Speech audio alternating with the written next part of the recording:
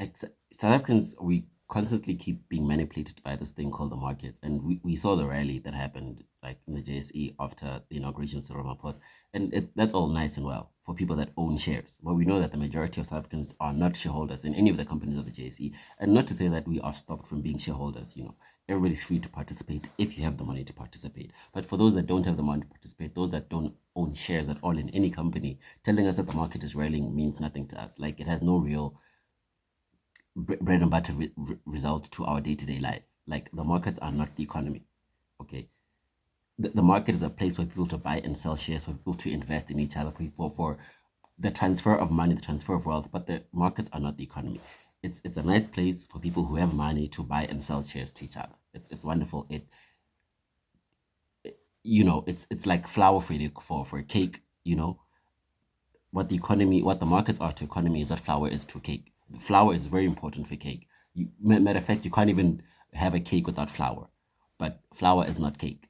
So the markets are not the economy. And yes, the markets are critical to a function of the economy, but people can become rich without the markets, because the markets are just a place for a public place, or even privately. So yes, for people to buy and sell shares. But you can have an economy without the so-called markets. The same way a currency is very, very important to a market, but it's very, very important to economy. But for all intended purposes, you can have an economy without a currency.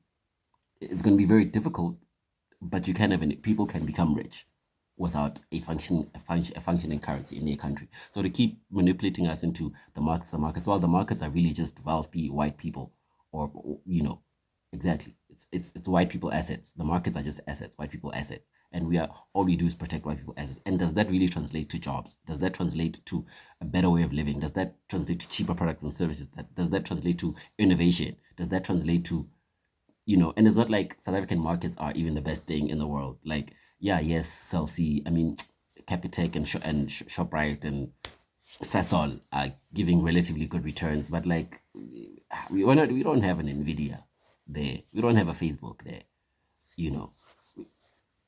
So it's not like these people are taking all the profits that they're making on the markets and reinvesting them into the country and innovating to a level where they're competing globally at the highest level. South African companies are not competing globally at the highest level.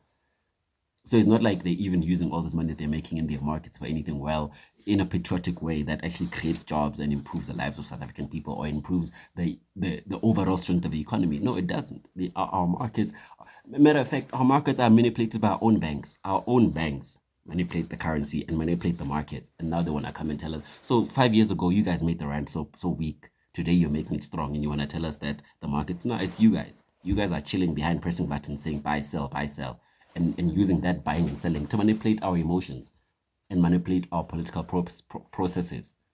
Tell us who we should be voting for and who we shouldn't be voting for, by manipulating currencies and manipulating the value of these markets that we don't have any access to, or on a real level where it can change. Like yesterday, if you told me that the market's already 20%, but if all I have is 1,000, you telling me that I made 200 rands.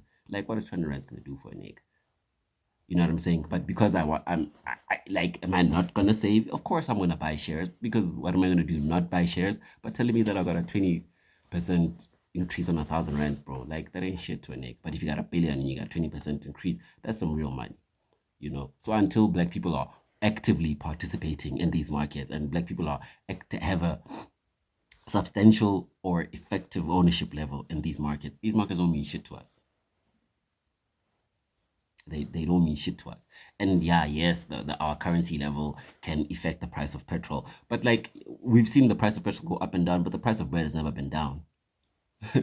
Yeah, the price of petrol keeps going up and down. It effectively keeps going up. But yes, even when it comes down, the price of bread doesn't come down. The price of fish oil, doesn't necessarily come down, unless it shot up during COVID and now it rebalanced. But it's not like when the price of petrol goes down, the price of bread goes down. Yeah, yes, and it's not like even the price of taxis go down.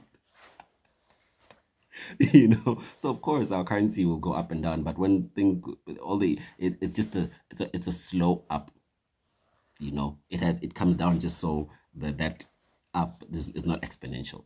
So stop bullshitting us, stop gaslighting us into buying and selling our sovereignty and our soul for these markets that we don't have any control over or benefit from. these markets really don't mean shit to us and don't do shit for us. You know, for real. So shut the fuck up.